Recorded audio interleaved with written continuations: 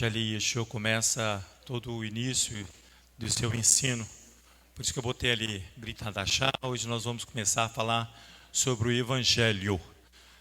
Boas, pode passar aí, não é Boas Novas, Evangelhos, aqueles que se dizem judeus, que são cristãos e que saem do cristianismo e faz adesão à Torá. Quando fala evangelhos, eles tremem porque eles acham uma palavra feia, não sei. Enfim, mas evangelhos mesmo significa boas novas. O evangelho, ele está dentro da Brit Hadashah, o primeiro livro, o compêndio de livros. Eu anotei aqui o compêndio de livros da Brit Hadashah, do Novo Testamento. Começa com os evangelhos, né? Significa boas novas. Mateus, Marcos, Lucas, pode deixar aí, tá? Também tem um livro histórico que eles chamam de históricos da Brit Hadashah, que é Atos. Tem as cartas de Paulo, eles separam a carta de Paulo da carta de Hebreus, porque eles não conseguem identificar o autor. Mas para nós, por tudo que está escrito ali, né, Léo, a gente não tem como diferenciar que ali seja carta também de Paulo. Tem as outras cartas, outras epístolas de Tiago, Pedro, e também a última carta de Apocalipse, dada a João. Mas hoje nós vamos começar a entrar nas boas novas. O estudo da Brit Hadashah, a gente não consegue adentrar em cada livro e nos aprofundar nos livros, tá? E isso a gente vai um projeto para o futuro, para a gente abordar cada livro, porque não dá tempo, é muito detalhe, é muita coisa para a gente, eu e você, observarmos. Ali são conhecidos os 3 livros ali, que estão em branco, são conhecidos como os livros sinópticos. Por quê? Porque eles tratam o contexto histórico de Yeshua de forma. Um complementa o outro, mas basicamente existe o mesmo padrão. O livro de João ali é o livro que vai tratar o Messias já como o Messias, né? Já a questão espiritual. Alguns escritores gostam de separar, falar que os 3 primeiros livros eles tratam mais da vida histórica de Yeshua, e João vem com a questão mais espiritual do Mashiach. Então, eles são comparados, esses livros aí, com a vida e a história do Adon Yeshua HaMashiach. E tem uma frase que eu estava lendo, eu anotei aqui, é a frase do David Flusser, é um judeu conhecido, pesquisador da Torá. Ele expõe que as principais informações de Yeshua, eles estão nesses livros, claro, mas ele fala uma coisa interessante que eu anotei aqui. Ele fala, com as minhas palavras eu anotei, que ele fala sobre Yeshua, ele fala que encontre-se, para você saber informação sobre Yeshua, você precisa observar os seus ensinos e suas práticas. Aí você vai conhecer o Messias. É interessante que David Flusser ele vai falar que as práticas e o ensino do Mashiach vai descodificar a Torá e vai tornar acessível para mim e para você. Por isso que é interessante a gente ouvir daqueles que pesquisam anos, né? E também ele é um grande representante do Midrash judaico. Então hoje nós vamos começar a falar sobre as boas novas, as boas notícias que Yeshua traz para mim e para você. Amém? Eterno, em nome de Yeshua, nós queremos te agradecer pela oportunidade de servir nesta tarde de Shabbat. Eterno, desde manhã, quando nós acordamos, o Senhor tem ensinado para nós, através de sonhos, através das revelações contidas na Tua Torá, através do ensino da Tua Palavra, as músicas, os louvores cantados de exaltação a Ti, por tudo aquilo que o Senhor tem dado a esta casa, por tudo aquilo que o Senhor tem dado a nós, ó Pai. Mas nós cremos que muito mais o Senhor permitirá para nós. Mas nós precisamos permanecer na Tua presença. Por isso que em nome de Yeshua, que nós reverenciamos o Teu nome nesta tarde. Glorificamos a Ti como o único Adon de nossas vidas. Seja o Senhor, ó Pai, a colocar em nosso coração a Tua Torá, para que nós possamos absorvê-la e assim, ó Pai, fazer como o nosso Adon Yeshua, praticar e ensinar aquilo que provém de Ti. Em nome de Yeshua, o Messias é que nós agradecemos. Amém. O Evangelho significa, como eu já disse, o nome boas novas. Também pode ser considerado boas notícias. E Yeshua vem trazendo aqui para mim e para você, a partir de Mateus em diante. Hoje o livro de João vai ser muito requisitado. E o propósito desses 4 evangelhos é contar a boa notícia. Para quem? Para Sião. O anúncio aqui da vinda do rei Messias, ele vai ser confirmado. As boas notícias a Sião. Inicialmente, eu e você podemos deduzir que os evangelhos, essas boas notícias que eu estou falando, ela é um consolo para Israel. O profeta Isaías, no capítulo 40, ele já começa a falar sobre isso. Então, quando você vai começar a ler os evangelhos, você vai ver que as boas notícias, inicialmente contidas ali, é para a nação de Israel, é para os filhos de Israel. Quer ver? Vai lá em Mateus capítulo 4, 10, para você ver. Ele vai dizer, ele vai orientar os 12, Yeshua. Por quê? Porque esta é a função, é a vocação do Messias contida nos evangelhos. Mateus capítulo 10.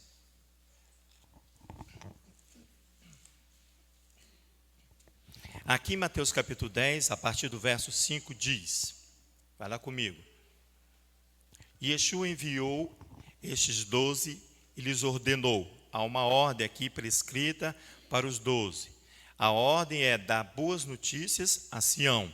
Ele diz bem assim, olha, não irei pelo caminho dos gentios, nem entreis em cidade de samaritanos. Ide antes as ovelhas perdidas da casa de Israel. Então, a primeira notícia que você encontra aqui nas Boas Novas é que as Boas Novas vai servir de consolo para Israel. Primeiro vamos ir, ele fala, primeiro ide antes as ovelhas perdidas da casa de Israel. Agora vai lá em João capítulo 1. João vai testificar uma coisa interessante aqui. Ele veio à sua casa, aos seus, mas eles não o acolheram, diz o texto. Alguém pega um copo d'água para mim, por favor? Por favor. João é o último livro aí dos evangelhos. Ele diz ali no seu escrito, no capítulo, logo no capítulo 1, vamos começar ali no 9. No 9 ao 11, para você ver. A luz verdadeira que ilumina a todos os homens estava vindo ao mundo. Ele vem para consolar Israel. Verso 10. Estava no mundo, o mundo foi feito por meio dele, mas o mundo não o conheceu. Veio para o que era seu, mas os seus não o receberam. Ora, primeiro nós vimos que Yeshua disse, olha, antes vocês vão para ovelhas perdidas da casa de Israel. Mas João afirma aqui que ele veio para os da sua casa, mas os da sua casa não o acolheram. É a mesma expressão que você e eu vamos encontrar lá no Salmo 81. Vai lá para você ver. Obrigado, Léo.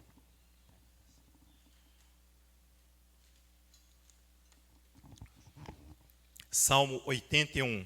Você vai ver que o salmista ali vai fazer a mesma expressão que você e eu acabamos de ler em João capítulo 1. Aqui no Salmo, o salmista diz, o 10 e 11, eu sou o eterno teu Elohim, que te tirei da terra do Egito. Abre bem a tua boca e eu encherei. Mas o meu povo não quis ouvir a minha voz. Israel não me quis, Adonai fala. Ele faz aqui referência já em Deuteronômio, lá quando Adonai vem, e o povo diz, olha, fala o Moisés com o Eterno, porque o povo não queria ouvir. O salmista, ele reflete aqui no verso 11 do capítulo 81, da mesma forma. Mas o meu povo não quis ouvir a minha voz, Israel não me quis. A mesma expressão é informada por João no capítulo 1, verso 11. Ele veio para da sua casa, mas os seus não o acolheram, não receberam a palavra vinda daquele que se diz e que é e que será o nosso Adão, Yeshua Mashiach. Mas Yeshua, irmãos, ele não é negligente. Quando eu estava escrevendo isso aqui, que ele não é negligente, eu lembrei da Rita Alvina, ela fala bem assim, que Adonai não é irresponsável. Aquilo que ele falou, ele fará. Então, aqui a mesma coisa. Yeshua, como filho do Elohim vivo, ele não é negligente. Volta lá em João para você ver uma coisa, no capítulo 10. Ele vai, diante dessa questão de que ele veio para os seus, mas os seus não o receberam, mas ele não vai negligenciar a vocação messiânica que está sobre ele. João, capítulo 10. Olha que interessante isso aqui. Eu já ouvimos falar. Nossa, passei de João. 10. Lá no verso 16, diz assim, ó, João 9, 10, 16. Mas vai lá, olha o 14, ele diz assim, ó: eu sou o bom pastor, eu conheço as minhas ovelhas e as minhas ovelhas me conhecem. Assim como o Pai me conhece, também eu conheço o Pai, e dou a minha vida pelas ovelhas. Olha o verso 16. Ainda tenho outras ovelhas que não são desse aprisco. Que ele está falando bem assim, olha, a minha casa não me quis, mas eu tenho outras ovelhas que não são desse aprisco. Ele fala bem assim, a mim me convém o quê? Agregá-las também. Ele vai anunciar o ensino da Torá para que aquelas ovelhas que ainda não estão no seu aprisco possam fazer adesão ao Machia. Elas também ouvirão a minha voz, e haverá um rebanho e um pastor. Quando o Léo, hoje pela manhã, estava ensinando a porção Rê, você vê que ele enfatizou que o ouvido já está adestrado, mas os olhos ainda não. Então, assim como eu preciso adestrar o ouvido, mas também os olhos. Por quê? Porque nós vamos entrar no período do mês de Elu, e o período do mês de Elu, nós vamos tocar todos os dias, nós já tocamos, mas nós vamos intensificar o toque do shofar. Nós precisamos levar o shofar tanto para o Ayalon, quanto lá para as fronteiras, onde está sendo feito o serviço de Shaharit e também da Mirá.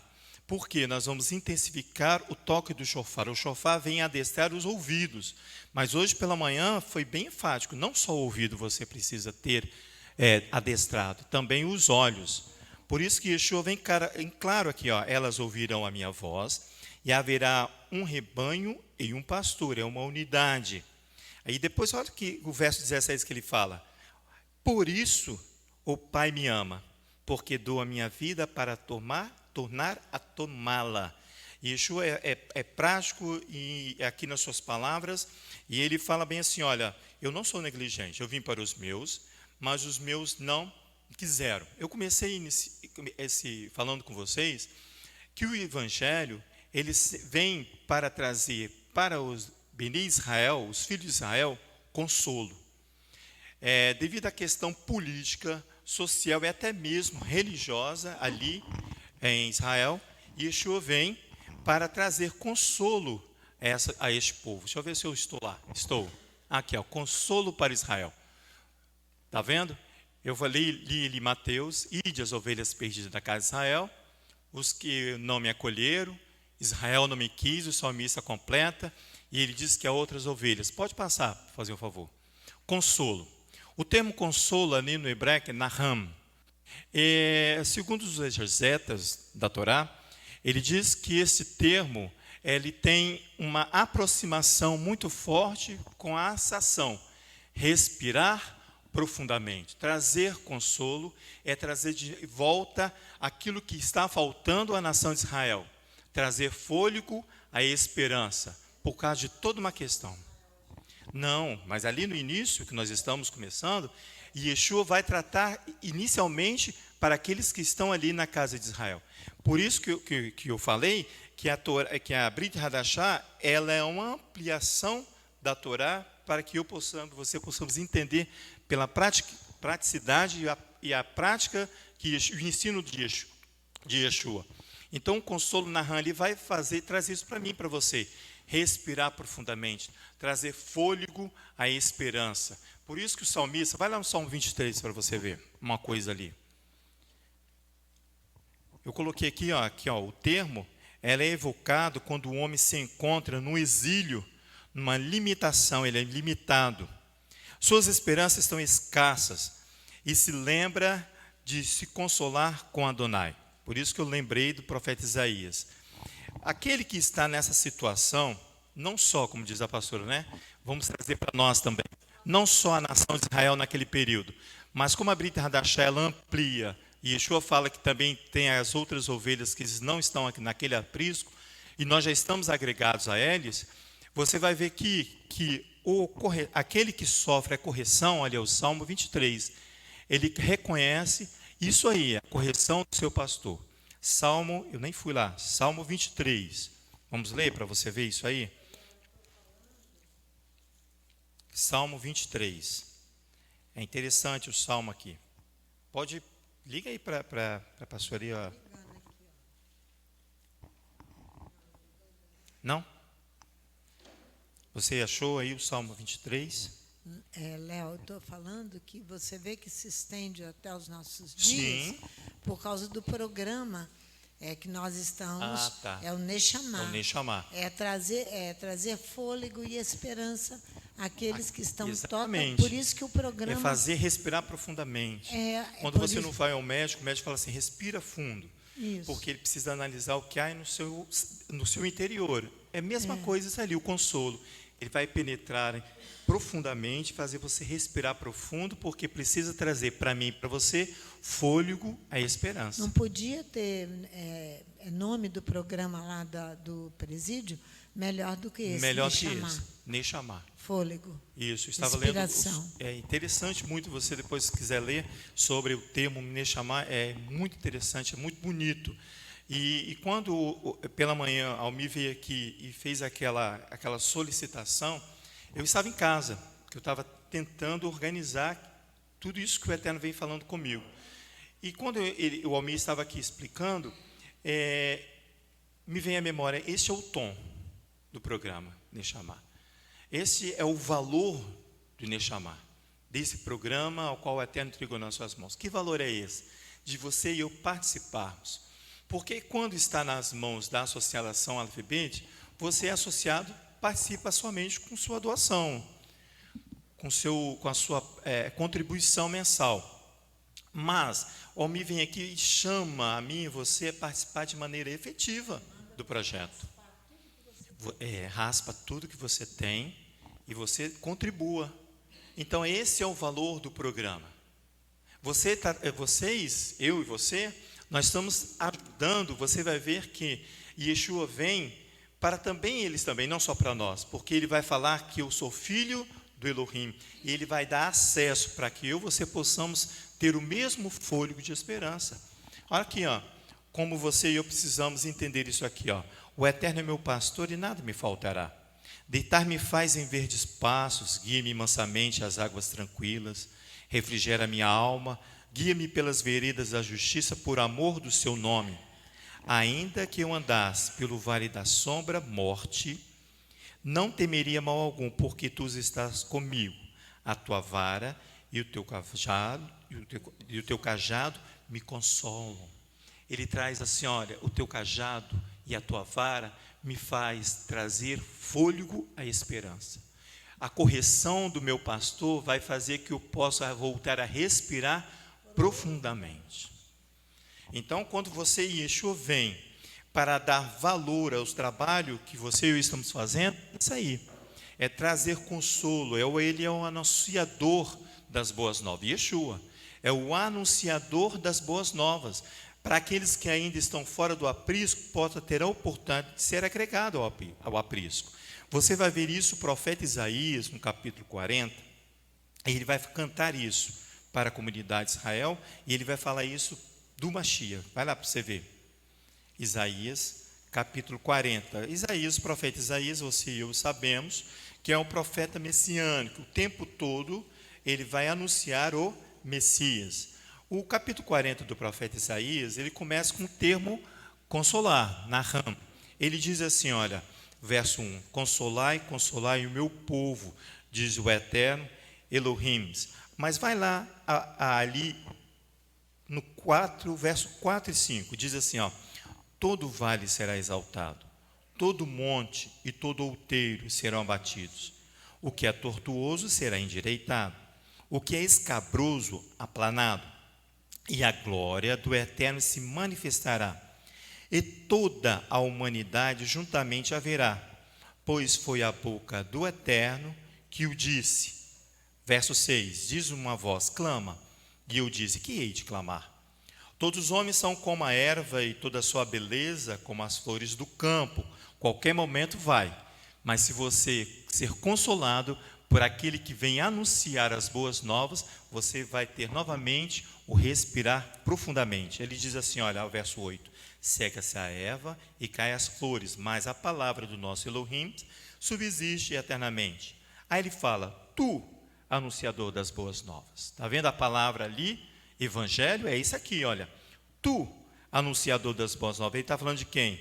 Do Machia. Anunciador das boas novas a Sião. Sobe num alto monte. Que monte é esse? São os montes de Jerusalém. Os montes Sião. Ele fala bem assim, olha. Tu, anunciador de boas novas a Jerusalém. Levanta a voz fortemente. Levanta e não temas. E diz à cidade de Judá, aqui está o vosso Elohim. O Elohim virá com poder e o seu braço dominará. O seu galardão vem com ele e o seu salário diante da sua face. Ele diz que você e eu precisamos, sobe no alto monte, levanta-se, eleva-se, para que possa ouvir a voz daquele que vai vir anunciar o Messias. Agora vai lá no verso 9, já fui, né? Ele diz assim, olha.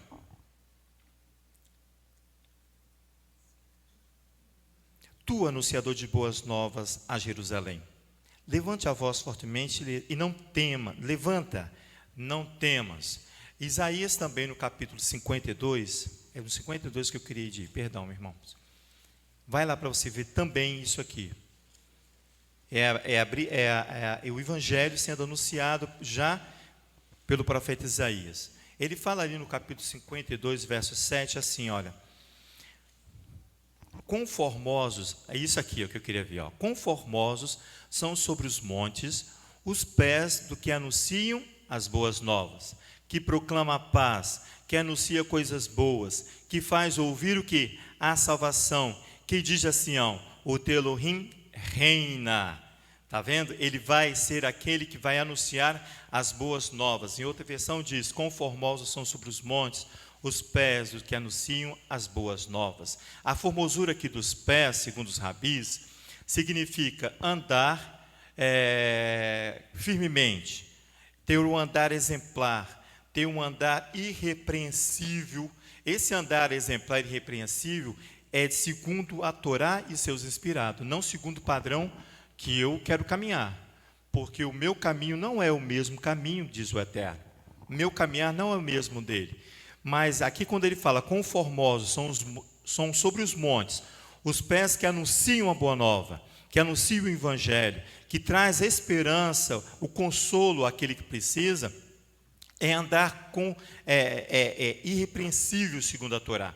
Para ser um anunciador de boas novas, e assim eu posso introduzir o reino messiânico. Ele fala bem assim, olha, proclama a paz, que anuncia boas novas, que faz ouvir a salvação, que diz assim, teu Elohim reina. Ele vai introduzir, o profeta Isaías, já aqui, um trabalho de introdução do reino messiânico. Caso contrário, se eu não for seguir esses caminhos aqui, anunciar as boas novas, proclamar a paz, anunciar coisas boas e fazer ouvir a salvação e dizer a Sião, é uma vocação da comunidade do Messias, consolar Israel, consolar a Sião. Como? Anunciando as boas novas, fazendo ouvir a salvação que vem para eles e para nós também. Caso contrário, se eu não fizer isso, é como se eu fosse um papagaio de pirata que chamam, né? Que só repete, mas não praticam, não andam com um andar exemplar, não é irrepreensível. Então, para você e eu ter a formosura dos pés que vão andar sobre os montes para anunciar as boas novas, eu preciso andar segundo o padrão da Torá e dos seus inspirados. E Yeshua diz em João capítulo 14, verso 6, assim, olha, eu sou o caminho, ele fala. Eu sou o caminho, a verdade e a vida. Ah lá, eu coloquei ali, tá vendo? Eu sou o caminho, a verdade e a vida. Ninguém vem ao Pai senão por mim. Olha os termos em hebraico ali. Eu sou o caminho, ha-derek. A verdade, ha-emet. E a vida, ha-haim. Eu sou o caminho e a verdade, você vai encontrar nos livros do Evangelhos, ali das Boas Novas, tranquilamente, todos eles. Porque quando ele fala que eu sou o caminho, a verdade, ele dá condição para eu e você sermos fazer a mesma coisa. Caminhar com sinceridade diante do Eterno. Agora, quando ele fala assim, eu sou a vida, ele vai garantir para ele uma ação messiânica que você e eu vamos reconhecer ele como Messias. Aqui eu coloquei assim, ó, Yeshua proclama sua vocação, não somente messiânica e real, mas aqui ele vai começar a introduzir a sua ação divina, que é a vida. A vida só a Adonai pertence, é só ele que dá e ele que pode tirar. Por isso que é uma vocação divina. Porque o caminho e a verdade, andar em retidão, ao humano é uma exigência da Torá. Porém, garantir a vida está vinculada a uma total adesão à ordem divina. Então, eu não está nas minhas mãos o garantir a vida de ninguém, mas eu posso anunciar o caminho e a verdade.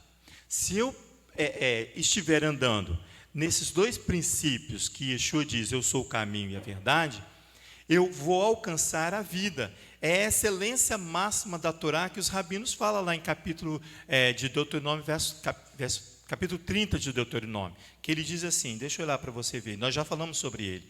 Ele fala bem assim, olha, hoje eu te proponho a vida e a morte. Está vendo? É a excelência máxima que Yeshua vai garantir para mim e para você. Ele fala assim, eu sou o caminho, a verdade e a vida. Você começa a ser introduzido na adesão da ordem divina dado por Yeshua.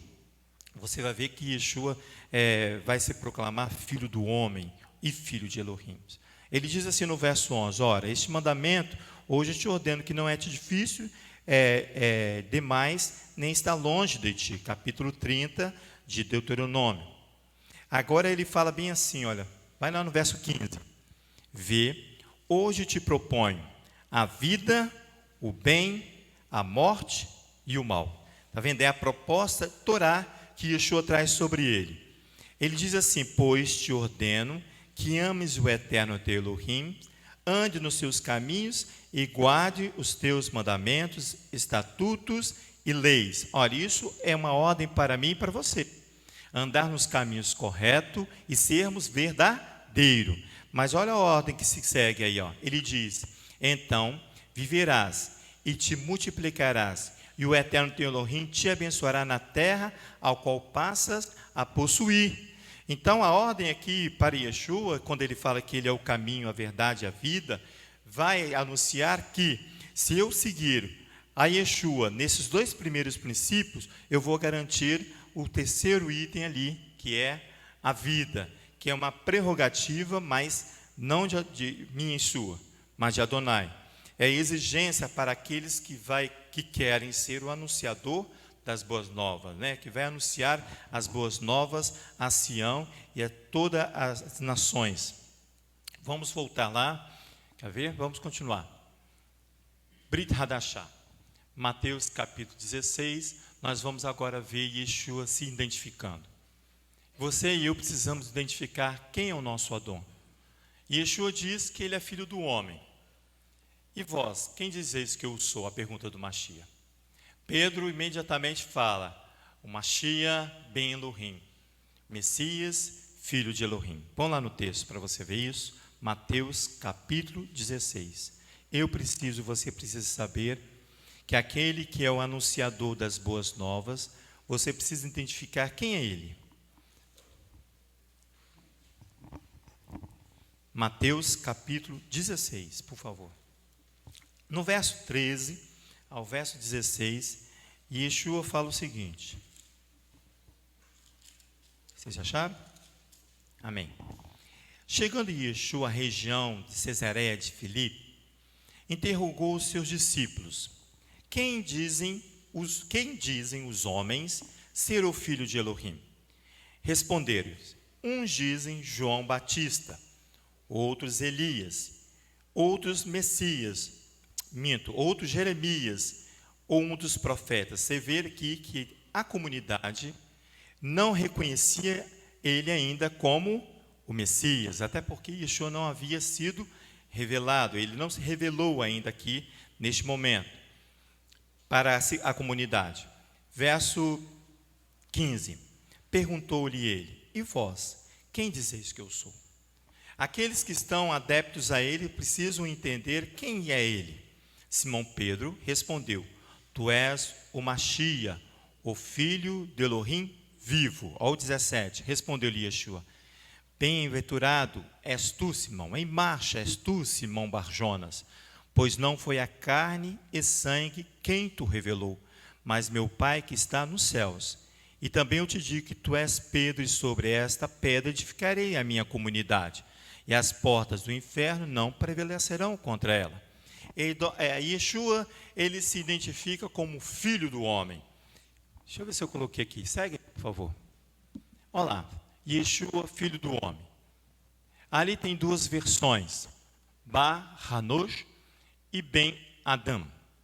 Em cima é Yeshua falando lá. Falando não, é Daniel falando. Esse termo aí, ele é encontrado lá no profeta Daniel. E ele está em aramaico. Bar-Hanosh. Vai lá para você ver isso aí.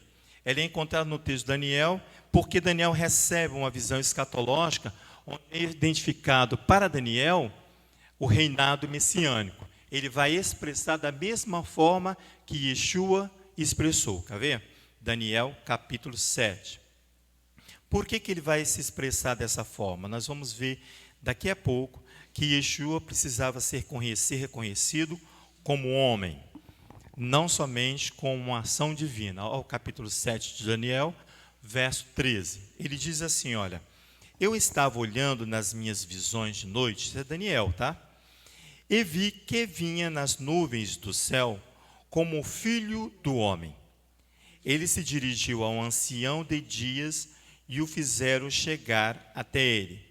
Foi-lhe dado o domínio, a honra e o reino, todos os povos, nações, línguas o adoraram. O seu domínio é um domínio eterno, que não passará, e o seu reino, o único, que não será destruído.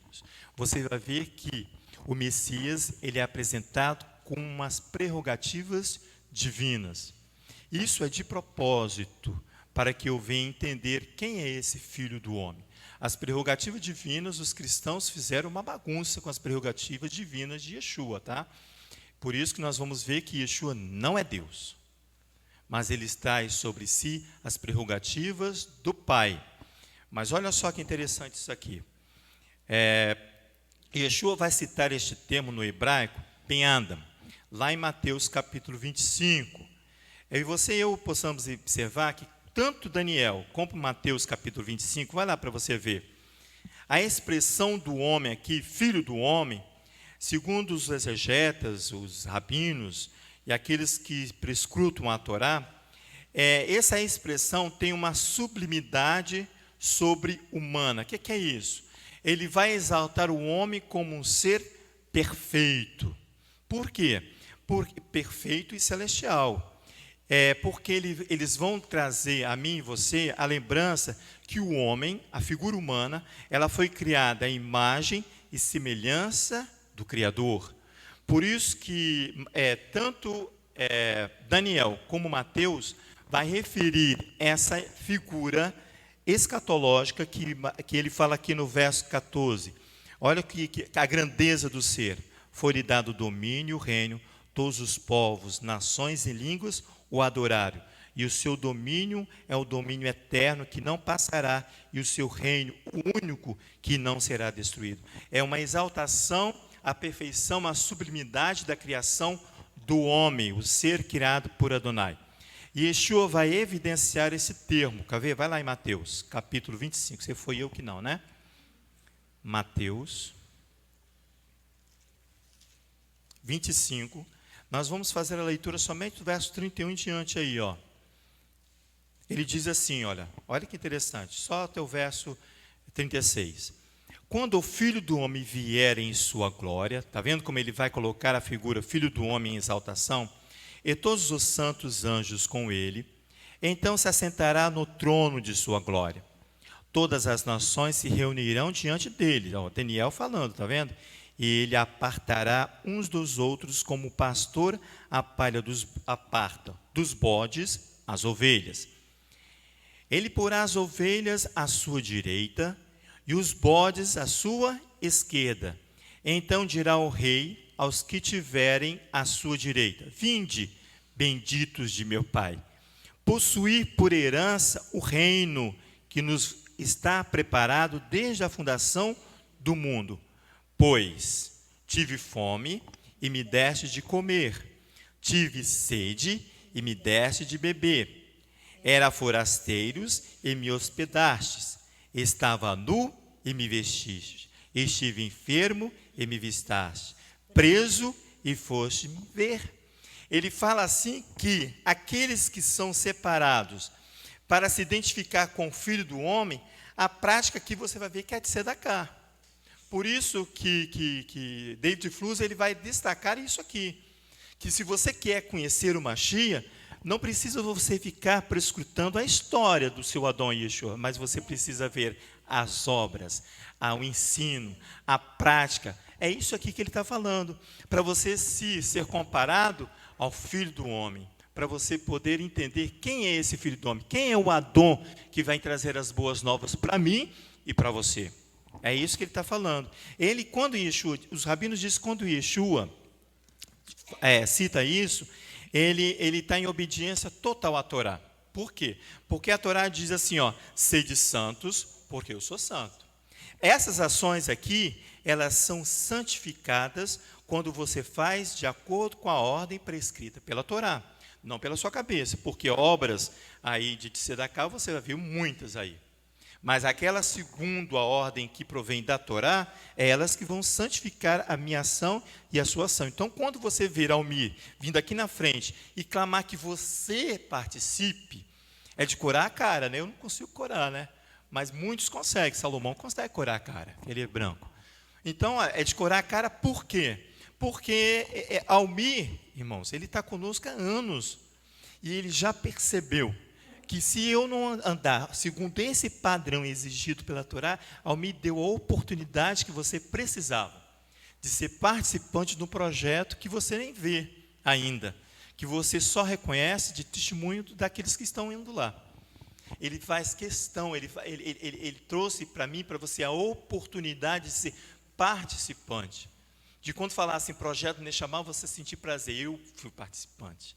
Eu contribuí de certa forma. Não, como disse Léo, não só em orações, mas também de ações físicas. Então, quando Yeshua está fazendo essa prática, e o Filho do Homem ainda, é para que você lembrar que ele é criado, você e eu somos criados à imagem e semelhança de Adonai, e que você precisa ser cumpridor de Torá, ser santo, como ele, Elohim é santo. Você vai ver que no Evangelho, você vai encontrar em Mateus, Lucas, essa mesma expressão, Filho dos Homens. Porém, para alguns comentaristas, entendo que quando Yeshua faz referência ao vindouro Filho do Homem, que Daniel fala, o faz sempre na terceira pessoa. Ele fala sempre na terceira pessoa. Ele não fala eu, ele fala o Filho do Homem. Ele fala dele, mas em terceira pessoa. Simplesmente porque queria preservar o seu incógnito, isto é, ele queria preservar a sua verdadeira identidade, que logo lá no capítulo de Lucas ela é revelada. Assim, ele precisa ser identificado e aceito no meio dos seus irmãos, que participa das alianças. Ele precisa ser identificado como Filho do Homem. Ele precisa ser identificado como homem, porque ele vai ensinar que eu e você temos condição de fazer as mesmas obras que Yeshua fez. Aí você fala assim, mas Yeshua é filho de Elohim. Não, mas ele está ensinando que ele é filho do homem. Você tem condição de fazer as mesmas obras. Mas antes disso, ele precisa ser identificado e ser absorvido pela comunidade de Israel, pelos seus. Ele precisava ser identificado como um descendente de Adão, segundo os especialistas. Ele também precisa ser identificado como filho de Abraão. E, finalmente, ele precisa ser identificado como filho de Davi. ele precisa ser identificado como um judeu autêntico que ele é. Por isso que ele ainda não se revela, ele vai falar na terceira pessoa, o filho do homem quando vier, é assim que ele fala.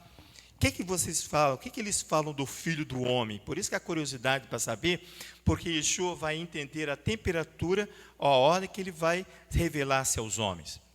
Na literatura hebraica, essa expressão é tida como hebraísmo. O que é isso? É comum à linguagem hebraica essa expressão, filho do homem, porque vai trazer a figura de imagem e semelhança do Criador. Então, vai tratar o homem como uma criação de excelência por Adonai. Né?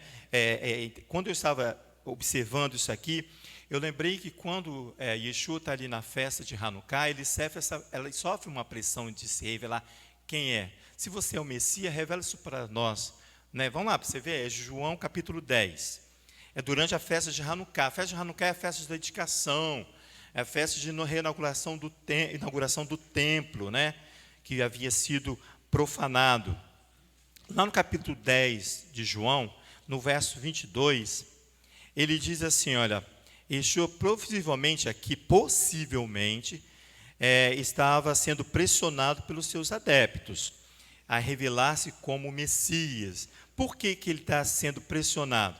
Por causa da questão do consolo. Irmãos, os comentaristas até falam que esse período de Hanukkah é frio, é o período que Israel faz muito frio, Jerusalém está muito fria, e se você sofre, o frio aumenta o sofrimento, não é assim? Né? Diz que à noite as coisas, a doença piora, as dores, os sintomas, eles ficam mais em evidência. Mas então você vê que os comentaristas falam que nesse período Yeshua vai receber essa pressão porque aumenta as dores dos seus adeptos. Ele diz assim no verso 10, verso 22, né, que fala sobre Hanukkah.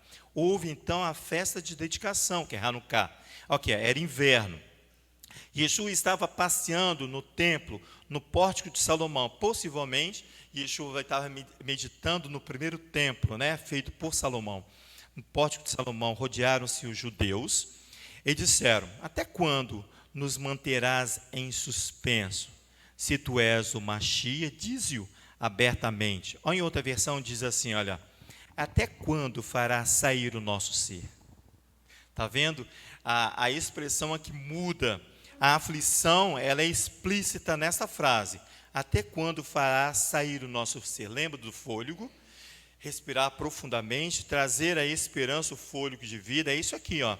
Até quando farás sair o nosso ser? Retornará o nosso fôlego. Em hebraico está assim, Lehossi et ha-neshama. É a mesma expressão, está vendo? Lehossi et ha-neshama. Fazer sair o fôlego de alguém. Até quando ficará suspenso? O fôlego é como se você estivesse com a respiração presa, esperando ansiosamente pela vinda do Messias, e ali ele é pressionado. Até quando fará sair o nosso ser, né? Reflete aqui a impaciência da situação diante pela necessidade da libertação. Por isso que o projeto Neshama, ele está vinculado a um processo de libertação. O trabalho que é feito lá é um trabalho de libertação, não é de saidinha, mas de libertação. A libertação ali é muito maior do qual que eu e você possamos imaginar. Talvez muitos não verão a libertação física, mas pode alcançar a libertação que provém espiritual, daquele que vem trazendo as boas novas para ele. O que está sendo levado para lá é as boas novas. Yeshua vai falar do Pai, a adesão que ele faz ao Pai, quando ele fala assim, olha, quando ele deixa a expressão filho do homem, ele vai adotar filho de Elohim. Por quê? Porque ele precisa que todos também estejam debaixo das mesmas ordens do Pai. Ele vai falar dessa unidade entre Pai e Filho. Vai lá comigo para você ver. Anda aí para eu me identificar aí. Continua. Você já andou, né? Filho de Elohim. Isso mesmo. A proposta aqui é interessante para Adonai, para o Mashiach. A proposta que se aceita a sua identidade aqui de hebreu, segundo os exegetas. Todos terão, se a proposta de Yeshua for aceita, a sua identidade como filho do homem, uma identidade de hebreu, for aceita, todos terão a mesma filiação de Yeshua. Quando ele fala que ele é filho do homem, se todos nós aceitarmos ele como filho do homem, ele vai garantir que nós todos vamos ter a mesma filiação. O que é? É o direito de resgate, é o direito de ter o mesmo pai. Olha que interessante isso aqui. Se eu aceitar a identidade de Yeshua como hebreu, todos nós teremos a mesma filiação de Yeshua, resgatar o direito de ter o mesmo pai. Essa é a boa nova do Messias. Vai garantir o direito de nós sermos filhos do mesmo pai. Fala, meu filho. Hã? O hebreu. Co-herdeiro. Sim, nós somos co-herdeiros. Porque por isso que ele vai apresentar ele como filho de Deus. Como hebreu primeiro. Isso. Não, romano não, hebreu. Vai lá, você vê em João capítulo 1. Volta lá para você ver no capítulo 1. Nós já estamos em João. Vai lá no capítulo 1. Olha o verso 12 e 13 aí do capítulo 1 de João. Você vai certificar o que Yeshua fala para mim e para você. No verso 12 e 13 ele diz assim, olha, acharam aí? Primeiro ele vai falar aqueles, lembra que nós lemos ali, aquele que era seu, não os receberam, não o acolheram. Ele fala assim no verso 12, mas todos os que receberam, aqueles que creem no seu nome, qual é o nome? Filho de Elohim, filho do homem. Ele fala bem assim, olha, que creem no seu nome, deu-lhes o poder de serem filhos de Elohim, filhos nascidos não do sangue, nem da vontade da carne, nem da vontade do homem, mas de Elohim. A todos os que recebem, ele deu o poder de tornar-se filho de Elohim. Aos que aderem o seu nome, faz adesão a ele, nascidos eles, não do sangue, não da vontade da carne, não da vontade do homem, mas de Elohim. Quando ele expressa esse termo aí, no verso 12, ele deu poder. Esse termo aqui, no hebraico, significa, ele dá o direito, ele está dando o privilégio, ele está dando dignidade de você e eu realizarmos aquilo que todo homem é. O que todo homem é? Filho de Elohim. Se você recusar essa identidade, depois ele vai falar que você é filho do diabo. Então você não tem você só tem dois caminhos, você não tem um meio termo não. Ou você é filho de Elohim, ou você não é filho de Elohim. O embate sobre a sua identidade começa agora, quando ele começa a falar que ele é filho de Elohim. O embate para identificar o Messias começa agora, quando ele é reconhecido como filho de Elohim. Estou atrasado. Em sua imersão, Adonai já revela isso para ele. Adonai vai tornar, é Adonai que torna público isso aí. Isso aqui que é mais bonito. É Adonai que vai tornar público que ele é filho de Elohim. Vai lá em Lucas capítulo 3. Isso aqui que é bonito, porque é Adonai que vai revelar para todos, vai tornar público que Yeshua é filho de Elohim. Agora ali na Galileia dos gentios, ele vai começar a trabalhar. Capítulo 3, ele não foi para junto dos seus somente, mas ele vai para a Galileia dos gentios, diz o texto. No capítulo 3 de Lucas, no verso 21, ele diz assim, olha, quando todo o povo se batizava, Yeshua também foi batizado, imergido. E quando ele orava, o céu se abriu. O Espírito do Santo desceu sobre ele em forma corpórea, como uma pomba. E viu-se uma voz do céu, tu és meu filho amado, em ti me comprazo. Essa literatura nossa, essa versão, ela é pobre, né? Ele diz assim, e assim, após a imersão de todo o povo, Yeshua também é imerso, está vendo? Ele faz a adesão aos seus. Ele diz assim, ele ora, o céu abre-se. A presença divina, ela só se revela quando há necessidade, aqui, o sopro sagrado desce sobre ele, sob a forma corporal de uma pomba. Uma voz vem do céu, és meu filho, eu hoje te gerei. Adonai vai tornar público agora que ele é filho de Elohim, tá vendo? Mas ele fala assim, ele percebe isso, ele sabe que ele é filho de Elohim, mas ele fala assim, eu sou a luz do mundo, mas o mundo pergunta, quem és tu? O mundo não se atenta que Adonai já revelou que ele é filho de Elohim. O mundo não, João capítulo 8, ali você vai ver um embate ali com os hebreus, nessa questão de quem é você, quem é Yeshua? E ele firme na posição dele, mas depois ele tem toda a explicação que Yeshua dá. Parece nós aqui hoje. De tudo aquilo que ele nos revela, de tudo aquilo que ele faz no meio de nós perguntamos, mas quem és tu? Né? Você duvida da ação messiânica do próprio Messias. Você duvida, vai lá em João para você ver isso. João capítulo 8. Eu sou temeroso por causa do horário. Não tem importância não, estou concluindo, semana que vem a gente continua. Eu peço ao Léo mais um sábado. Olha lá, capítulo 8 de João, porque eu precisava apresentar que João não é Elohim, não é Deus, mas tem suas prerrogativas. É muito bonito isso aqui. Capítulo 8, nós fomos semana passada nele, mas vamos à frente, ele diz assim, olha, Yeshua continuou o verso 12. A dizer à multidão, eu sou a luz do mundo, ele vai se revelando. Quem me segue não andará nas trevas, mas terá a luz da vida, ele se revela, está vendo? Desafiaram-se os fariseus, tu testificas de ti mesmo, o teu testemunho não é válido, eles vão invalidar o testemunho do Yeshua. Mas ele vai para a Torá, ele diz assim, ainda que eu testifique de mim mesmo, o meu testemunho é válido, pois sei que de onde vim e para onde vou. Mas vós não sabeis de onde venho, nem para onde vou. Vós julgais segundo os padrões humanos, segundo a tradição humana, ele está falando, está vendo? Eu a ninguém julgo, mas se na verdade julgo, as minhas decisões são certas, porque não estou sozinho, estou com o Pai, que me enviou. Eis é meu filho, está vendo o que ele falava?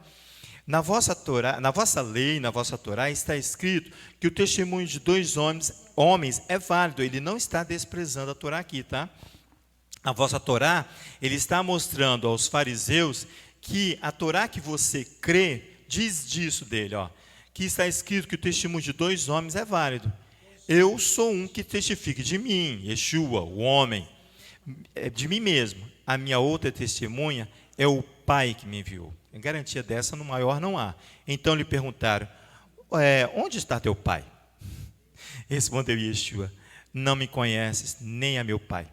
Se vós me conhecestes, também conhecereis o meu pai. Porque o padrão Yeshua de comportamento é o padrão do pai. Por isso que eu ia entrar na questão de Yeshua não é Deus. Porque você precisa ver essa questão. Eu também.